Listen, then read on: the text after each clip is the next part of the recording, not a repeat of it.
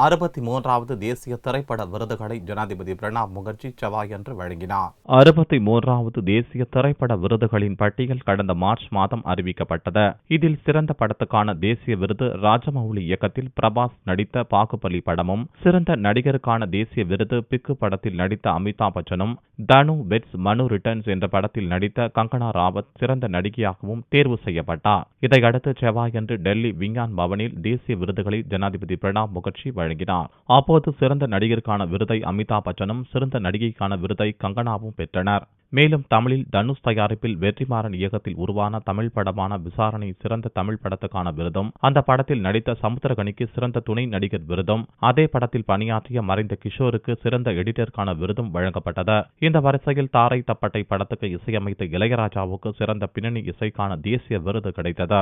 மேலும் இறுதிச் சுற்று தமிழ் படத்தில் நடித்த குத்துச்சண்டை வீராங்கனை ரித்திகா சிங்கிற்கு சிறப்பு விருது அளிக்கப்பட்டது. சிறந்த ஒளிப்பதிவாளருக்கான விருது பாஜிராவ் மஸ்தானி படத்துக்காக சுதீப் சாட்டர்ஜிக்கும், சிறந்த பொழுதுபோக்கு திரைப்படத்துக்கான விருது சல்மான் கான் நடித்த பஜ்ரங்கி பைஜான் படத்துக்கும் முகர்ஜி விருதுகளை வழங்கினார்.